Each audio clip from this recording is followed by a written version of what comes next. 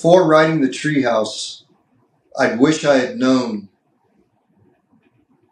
the gravity and the longevity that it has taken to get to this point today, because I never imagined that it would take such a long time to come to this moment right now, actually.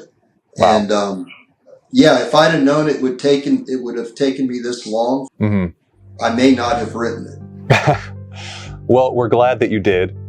Stephen Meyers, welcome to Page to Publish from Spines. Thank you. Thank you. You touched on some really interesting things with that. You look back on the whole journey you've taken to get to this moment, and it kind of feels like it's hard for you to grasp that you really went through it all. Is that an accurate way to portray it? Absolutely. I try to think back of who I was in those days, and there's no way today I could, even though I have more information and ability, technical ability to do it successfully, I can't even imagine going into replicating it, wanting to do it. It's so beyond my scope of reality and I look back and I say, my God, who, how, what? Because I was doing then what I'm doing now. I was a sculptor, I was an artist, I was exhibiting, I was, working commissions, building, and it's no different than what I am now, but there was something inside of me. I don't know how to explain it. Scott and I came together when I came together, and our interactions and his personal desires in life and creating what he created. To me, it grew because we worked well together and doing projects in construction and so forth. And we were really close like that. We just worked well together. And somehow I feel like what we did together was as if we were two comets colliding somewhere in the universe. And it came together and then it vanished just as quickly. It came and went. And it was like a firestorm of incredible experiences, 5-year period, 6-year period. And what I can say, could I do it now? I can't even imagine even wanting to entertain the idea of it. So before we lose our audience for a second, let's just go take a step back. And Stephen, can you give a little bit of an explanation to listeners who may not have read the book and may not know the story, a little overview of kind of what the Treehouse is about and what your story is? The Treehouse was the center of the sort of coming together of people. Not all people that came to the Treehouse were ever involved in what we did, but the Treehouse brought people together. It was this on 19 acres of forest land, and Scott had started building this Treehouse when he was studying at the Evergreen College in Olympia, Washington. And when I came there, it had already been in place, but it was rough. It was always rough, even in the end, but it was phenomenal. It was something that you couldn't imagine somebody wanting to do or even doing. And through that Treehouse, there was a sort of separation from society when you got on the property, separation from the world. It kept you in a kind of a womb. And the many different things that went on there with people and, lawyers, politicians would come because they heard about it. And it's so involved. The Treehouse is what made everything happen. What is the Treehouse for people who don't know? Tell us what that is. The Treehouse was named Seven Cedars. It was built between 7 cedars. And it was probably, the first story with the large deck system was maybe 30 foot in the air, and then it went all the way to the treetops, basically. These cedar trees up, 60, 70 foot high in the air. And it had 4 stories, I believe. And then a huge deck system outside between all these other trees with showers, bathroom, jacuzzis, And then it would meander off into little pathways going out into the forest. So you could go, he had sort of meditation stoops out there hovering above, 25, 30 foot up in the air. I mean, what you're describing really is like something out of a fantasy novel, right? I mean, you're describing basically a home built up in the trees. A home built in trees. And it was something so phenomenal that you just shake your head when you see it, because he would work. I mean, he started this on his own, and it was very primitive in the beginning, but it got more and more elaborate. You had big double pane glass windows, and I mean, it's hard to explain. And right. But it he had his kitchen, we had running water, we had hot water, we had everything you wanted up there, but it was not sophisticated. It wasn't really, technically constructed in a way that would meet code, definitely not meet code, but it was all structurally safe, if that makes sense. But nothing existed there that would be allowed to exist in the world today. And so how do you get from that, the treehouse, to robbing banks? What's that line? He came to me when I was living in Chicago. We had done work together, bought property and rehabbed and sold and so forth. And one weekend he flew in, he was going to be there for a week. And he came to me. This was after his first bank robbery that I wasn't a part of. And he came, and in the book, I go in detail of the first time I realized that he was robbing banks. And we had worked together. Understand, we had worked together a number of years before that in different projects and different things. So he's telling us, we're in a restaurant when we're talking about this, and I'm just shaking my head. I said, I can't believe it. I can't believe it. Why would you do this? I said, how much money did you get? I can't remember I think it's in the book, but I think maybe $25,000. I said, well, that's ridiculous. Why would you jeopardize yourself? And he kind of laughed and giggled. He said, man, it's the easiest thing you can ever imagine. He says, I got it worked out, but there's a lot of things I've got to work out still. And I said, yeah, I mean, it sounds insane. And the story of that robbery was very insane. And I go, I can't understand. I said, I understand why you would want to do it. I don't have to me personally, I don't have a problem, but would I do it on my own? No. Would I instigate? No. But he said, here's what I want. I said, he told me, he says, the biggest problem is when you first enter the bank. You can't have masks on. You can't have, which everybody does. They have whatever, some mask or some, stocking over their face or whatever. Right. He says, what I want you to do is I want you to come and start sculpting prosthetics for me so we can have prosthetic components. Because he got that from, you watch movies and you see that. Mission Impossible, right? Mission Impossible, Mrs. Doubtfire, right. all that sort of stuff. Yeah. No, he never did pie cream on his face for robbing a bank for Mrs. Doubtfire. No, and he never put, this, what do they call this, mask? The ski mask, stockings, yeah. And the only time he used the mask was the first one, and that was with the accomplice, Mark Biggins, who's also one of the players in the book. And because he didn't have prosthetics made for him, he had him put on a Ronald Reagan mask. And unfortunately, all of these streamers, Netflix, 48 Hours, the director Seth Porges, who did the Netflix series, all these different people, they say because he had that, what inspired him was the film Point Break. And it's just not the case. It was just quick for him to go get a Ronald Reagan mask for this guy. Right. You see what I'm saying?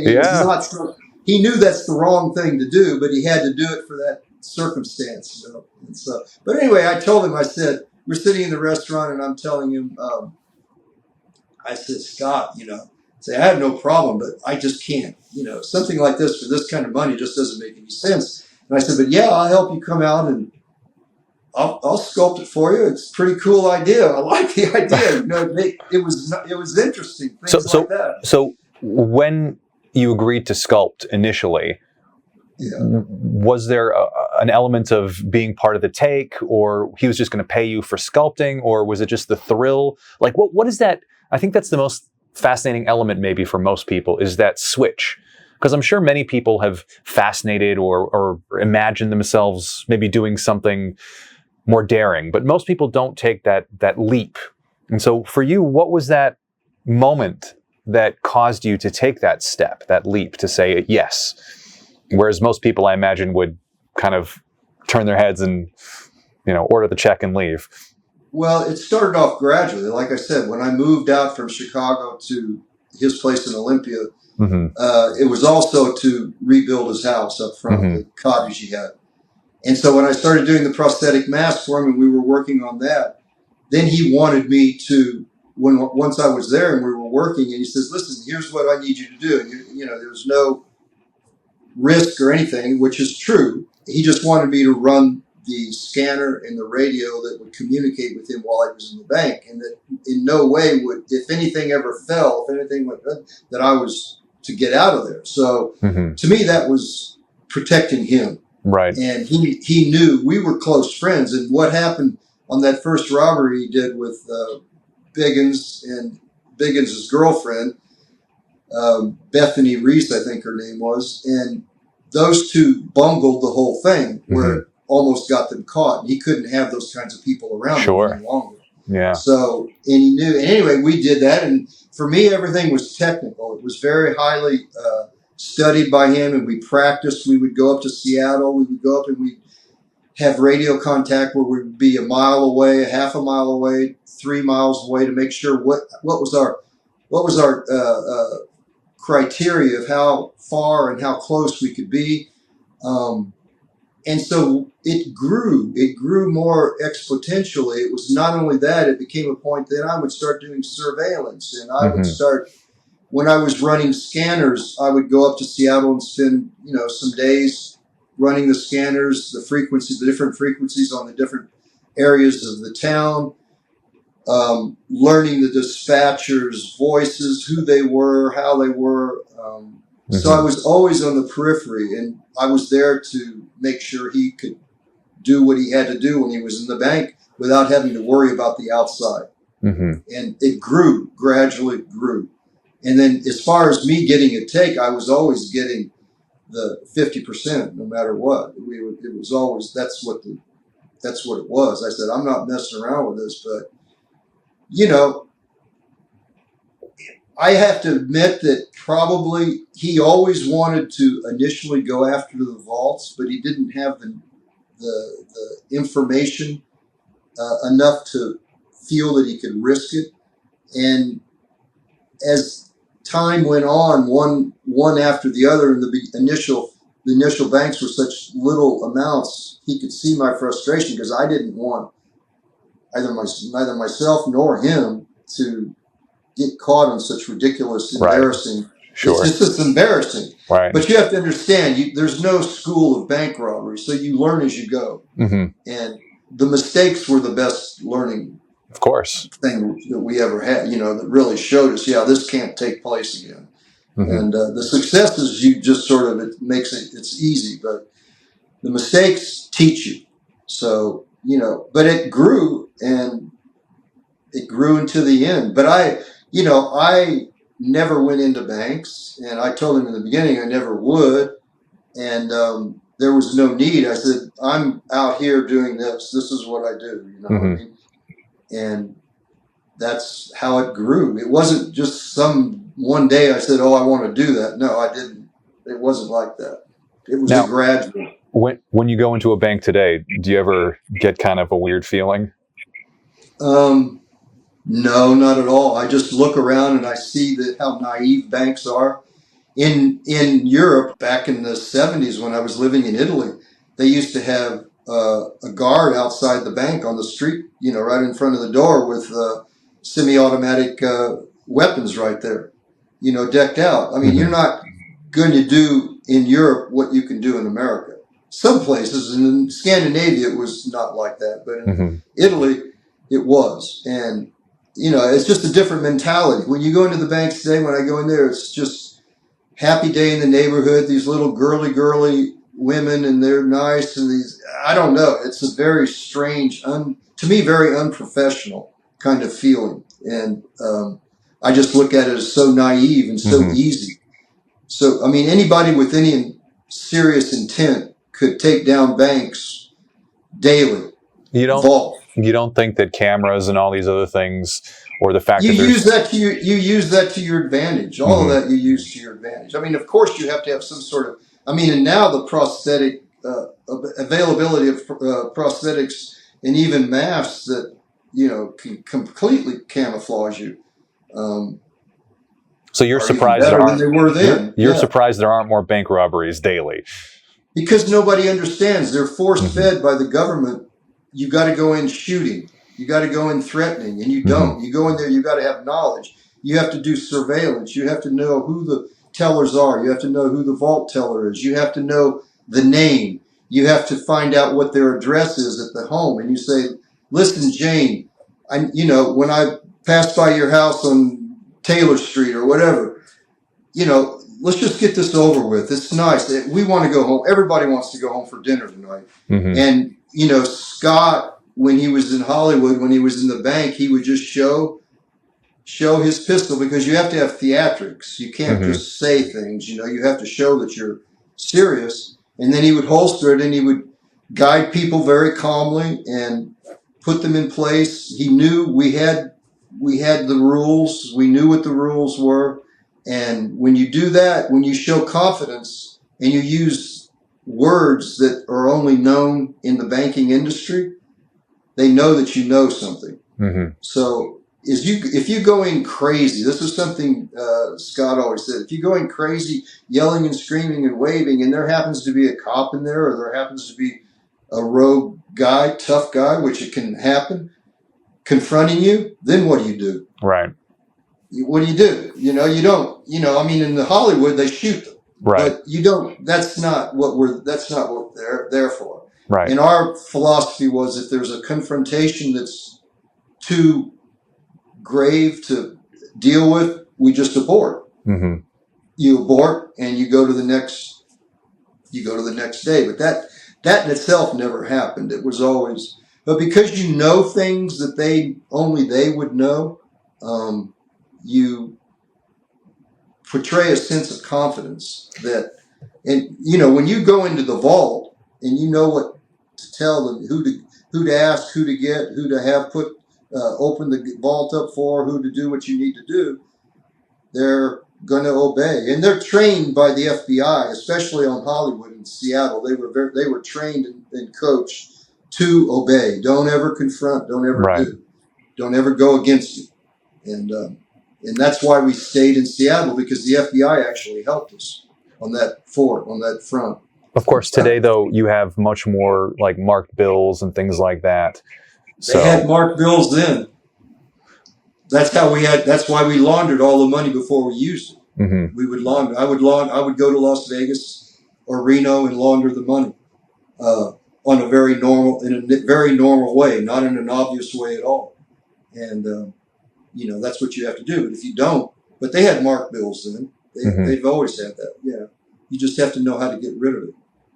And, but in the end, you guys did get caught. That's what you have to do. So even when you're saying, it's so easy today, and still, what's preventing most people, I suppose, well, probably many things, but you did get caught in the end, right? So Correct. The system does work to a certain extent. And I don't think you're advocating for people to go out and rob banks. I hope not, certainly. No, it's not something you can do lightly. I mean, it takes investment to do it too. It's not something you could, you have to invest in vehicles. You have to have backup. You have to have knowledge. But no, you can say we got caught back then, but we knew what we were facing and why we got caught. And even in the getaway when we had, at one point, Scott said, we need to abort this. And I said, no, let's just get what they're called ProNet tags. They're electronic tracers, GPS tracers. And it took them years to get that in the bank. And when I was speaking with Sean Johnson, the FBI agent, he says, because the banks don't want to pay the money it takes to do that. Plus the system that the FBI had to create to orchestrate and coordinate all the different divisions of the Seattle police, the FBI, the banks.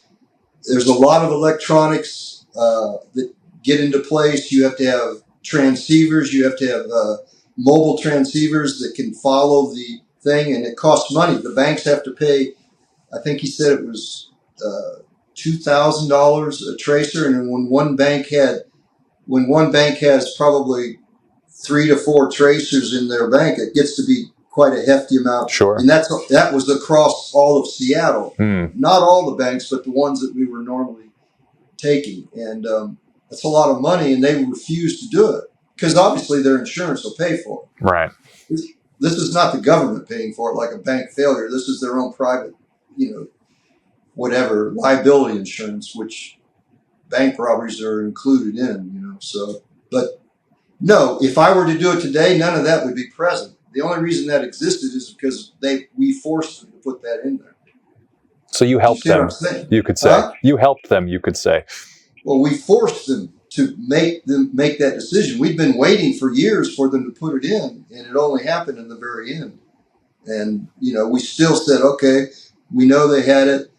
And in the book, you see what we did to minimize our risk for those to take place. You see what you'll read how that went down and everything. Right. And but yeah, we could have aborted, and we wouldn't be here now. But we didn't because we'd already we probably spent on that last robbery. Probably spent about, I don't know, maybe $25,000 on vehicles, different things we needed to do, people we needed to pay, and you have to do this like a business. The legwork. If you don't do it like a business, you have to do the legwork. Yeah, you got to do it. You got to have everything you do, everything you buy. If you go buy a piece of clothing, you've got to make sure it's cash. You got to make sure that it's. There's just so many things you got to cover up. Prints, everything. You have to sanitize everything you do. You have to sanitize your clothes. You have to do everything. You have to put false products in the vehicle. If you're going to if we leave a vehicle intentionally for the FBI, we leave, for example, we would leave female hair in the back seat because when they vacuum the car out, they're going to see if they can get anything like hair or anything with DNA they can get or whatever. Right. Give them some lead of some sort. And I'll tell you honestly, when I was visiting this last weekend, Sean was telling me going over his investigation, and he was telling me this took place then. I go, my God, how brilliant of you to do that. So if we'd have known that, we would have you were that close. There was times he was very close. He was a brilliant man, and I give him, incredible. And he was very meticulous, scientific about how we did it, what period of time between one and the other, how much money we'd take from one, and how long it took us before we did the next one. And he quantified, well, they're spending this amount every month, right. But he still didn't have the total touch. You know what I mean? Yeah, he was close. Yeah, very close. And it was only he. The Seattle police, and this is not a criticism of them, they were easy. Right. I had their routes, we had their cars, we had their, everything timing done. They helped us do what we did. Does that make sense? Yeah. When we knew they would do it. Let's take a break for a second. Okay. All right. And we're back, and I want to talk to you about the strange, maybe to some people, relationship that developed between you and Sean, the FBI agent. This is kind of like a catch me if you can situation, right? Leonardo DiCaprio and Tom Hanks. Absolutely. Absolutely. Well, it started like this. This was probably halfway through our, bank robbing career. And I was living in the front cottage on the property of the Treehouse. And I woke up and you have to understand, every day we would go get this was before internet and all of that. Mm-hmm. So every day we would go get all the newspapers, Seattle, Olympia, any regional newspapers, and looking for bank robberies, looking for anything that the police might say and read and so on and so forth. And I went up and got a coffee and brought back the newspapers, and I started looking in the newspapers, and there was this full-page article, 2-page article, but a full-page article with Sean Johnson, the investigating FBI agent, and him going in detail over everything. And I go, oh boy, this is it, because we never knew, we had no face of anyone. Mm-hmm. The Seattle police, it didn't matter, but we didn't have a face of the FBI, whom Scott was respectful of and also had a slight fear of. Right. The police, no, but the FBI, yes. And I had this full-page article, and in one of the sections it said, the first robbery that they were in, he yelled out the name Mark. And that was, of course, Mark Biggins, the accomplice who was in the bank with him. And Scott had never told me this, and that made me very angry. And so I spread the newspaper out. He was back in the treehouse where he lived back there. And I spread the newspaper out in the foyer of that cottage. And when he walked in, it was spread out there with Sean Johnson's photograph at his office with Hollywood photographs from the banks on the pinboard behind his desk. You could see that in the newspaper photograph. Because I was mad, and we got into sort of scuff of argument. He said, man, what if somebody walked in on this? I said, yeah, that's who I wanted to walk in. and at that point, okay, so this is when it was known that he was coined us Hollywood. That was the first time it came out, the Hollywood Bandit. That was the FBI's moniker for us as a group, bank robbers, the Hollywood bank robbers. That's where that came in. And the reason why he chose that, Sean Johnson, is because, the prosthetics and the mask and so on and so forth, which is a very creative, brilliant to us. And I loved it. And, Scott knows that I get in situations that whatever you do, don't ever use that word Hollywood. Don't ever bring it up in any social media. Don't even do it when we're together, because you're going to get into the habit of it. Right. I go, okay, yeah, I get it, And but anyway, from then on, we had a name and we had a face, and through that, there was this kind of cerebral connection we had with this, and we knew we always had. Now we had knowledge that we had to work with them. You couldn't get on FBI frequencies. You couldn't scan them. They have encrypted frequencies. Right. So we couldn't really get into their world. And we had to assume that they were scanning us because they knew we had radios at that point. And, they're on a very common frequency, 400 megahertz something. I don't remember. But, and so we knew that they were going to be listening to us. So whenever we were on the radio, which was minimally, only just to get communication on a very minimal level, get out or, meet you at the depot, but we always spoke in code and never anything. But at that point, maybe about 2 months after that first meeting, he had a person whom I don't know, I know his first name, Kevin, but this was years ago, who was very technologically, astute type guy. And Scott hired him to do surveillance on Sean Johnson, follow him, try to get some smut, try to get something that if we need be it ever, we could blackmail him. Right. Was our idea. Well, this guy spent, I think, 2 or 3 weeks doing this daily, videoing him, following him, just, whatever he did. I never spoke with him. So, it all came through Scott, any of the stories, and he wouldn't tell me everything really, but nothing substantial, nothing really of meaning came about anything, He would follow him home in the mornings and, follow him to work and, see if he would leave from his office. If he left his office, he would follow around, but, nothing ever came of it. But anyway, we had a visceral kind of relationship to the man we never met. Right. And now, when I first met him, when I lay on the street, shot up by the Seattle police, it was first the Seattle police. He was on his way. He was on, it was a very stormy night that night. And he was on the medians of the highway through traffic and so on. This is Thanksgiving Eve.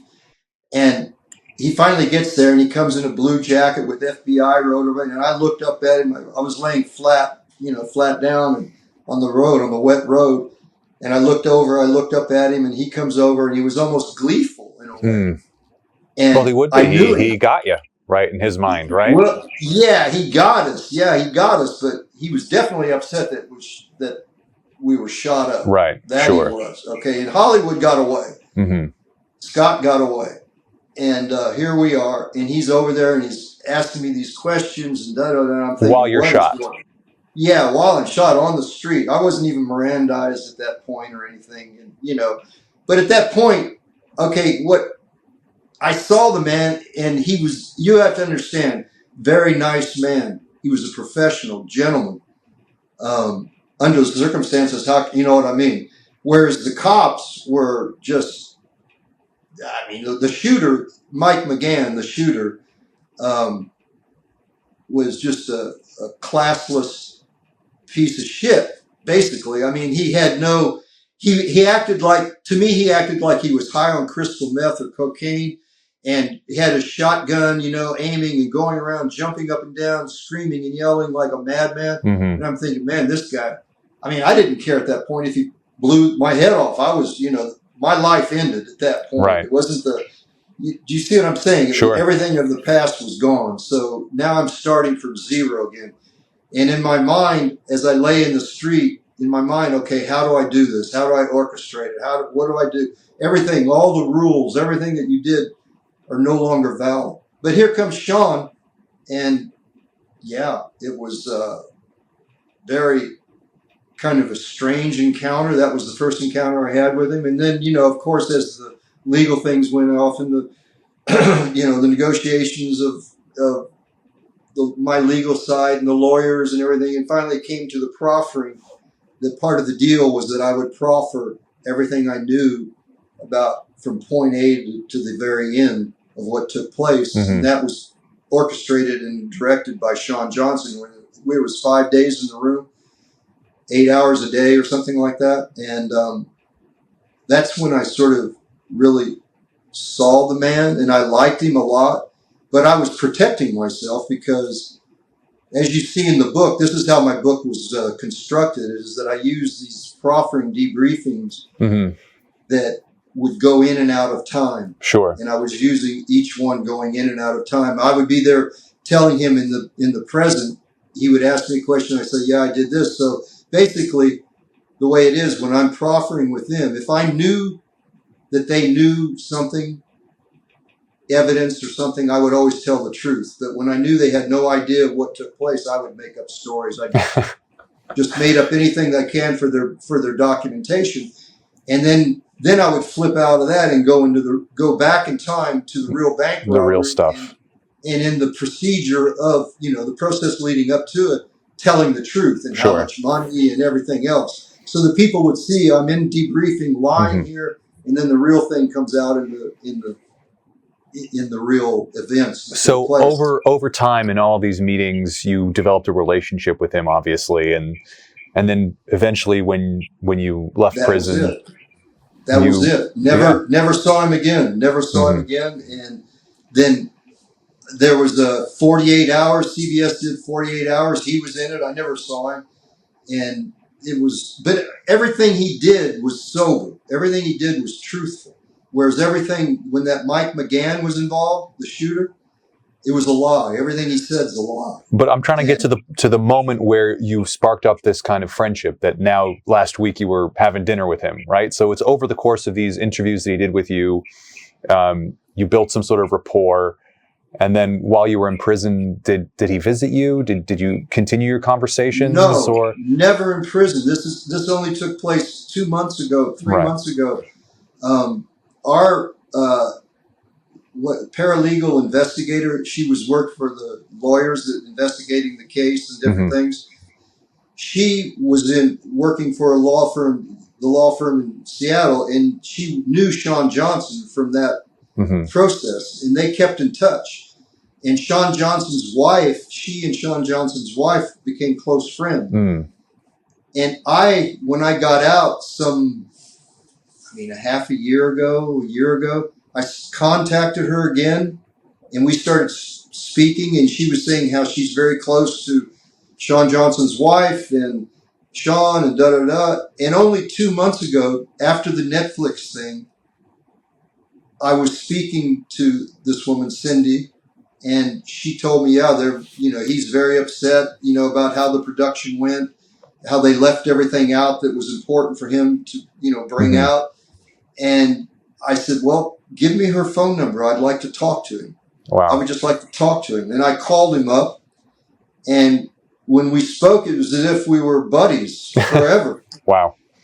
Because when we were doing the proffering in the federal courthouse in Seattle during that period when I was in county jail, and we would go into the hallway for a break for the restroom or whatever, and he would we would have casual little talk because you're facing face to face, the guy that pursued us and the guy that made him pursue us, but it was always cordial. It was always cool. I never had a bad feeling I just respected the guy. He did it. What he created, he did. It's amazing. And when I called him up a couple months ago, and I told him, that the book got published and da-da-da-da, and, he, of course, bought the book, and he texted me, called me, and he said, when he was reading things, he said, I never knew this happened. What is this? Da, da, da. And I said, yeah. And they loved, his wife read the book. They both loved the story. They loved the visceral kind of connection. And plus for him, forensically, he was seeing things finally because I lied. What he had on his portfolios over on this case was a lot of lies, and he said, I understand. I would do the same thing, Sure. But they couldn't prove it back then. And I was trying to minimize my culpability. I made myself look like a kid that was plucked up off the street to do this kind of thing. You know what I mean? And so I called him and I said, well, listen, Sean, if you really want to know, my manuscript that I actually did in prison is probably 3 times the length of the published book. I said, I'll bring that up to you and you can study it and use it. Because there's so much more in it. There's so many more persons in it that were, peripherally involved. Does that upset you? That, or maybe not upset you? Does that make you happy that not everyone who was involved kind of eventually was brought to justice or came to light? How does that make you feel? No, I'm totally happy with it. I mean, there was no way that I would ever, they were players. The only thing that's upsetting to me is the fake deniability on their part of they would never be legally indicted anyway. Sure. He said, she said, it doesn't matter that, but they don't even want to show association. Do you see what I'm saying? Sure. The only people that show association with Scott are the meaningless people that they put in Netflix. These little girls, hippie girls that had no meaning to anything. They were in the neighborhood and they want to get their little moment of fame or whatever, but the real people behind it that knew things and lived off Scott's wealth and abundance and lifestyle, that loved it then, and they all knew that there was something. They didn't know what, but they knew there was something going on. And there's other people that did actually work with this, women that got paid good money to go buy vehicles for us, came to the Treehouse and spent weekends with their kids and just luxuriant, lived a beautiful life. They loved it. But now none of them want to come forward. They don't want their life smirched. They don't want their life, whatever. Which I get, but at the same time, no. Don't play this. If I can show an anecdote. I went out to the Treehouse about 5 years ago. I flew out there, rented a car, because I had 2 sculptures out there that I wanted to bring back that had been sitting there for years. And Scott's original girlfriend still lives there with a man who bought the properties. They're married. I think they're married. I'm not sure. But we were sitting outside. This was in the height of COVID. And we're sitting outside it was the summertime, and we were talking, and, they started going off, especially she started going off on Scott, why he did that. It doesn't make sense. It does this. And on and on and on and on and on and on. And I'm going, and he should never, it's disgusting, it's this and that. And I go, I very calmly said to them both, I said, something? I mean, I get what you're saying, but at the same time, you profited. You liked the lifestyle. You didn't know exactly, but you knew something was not up because Scott even told you never to talk to the law enforcement ever without a lawyer.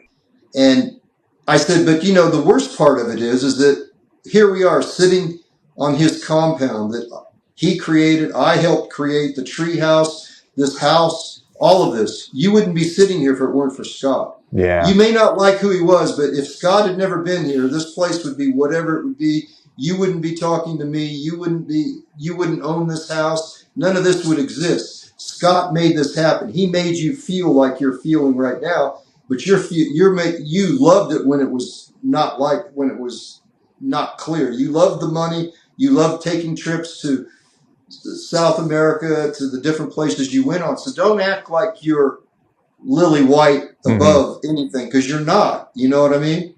And the funny thing about it is his ex-girlfriend, she works for the Seafirst Bank in Seattle as security for bank fraud security. Wow.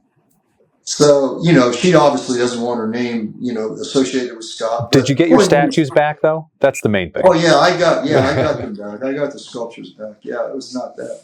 But it's just, that's the thing that shames me. And there's other people involved. Now, in the documentary, a man called Alban, who lives in Olympia.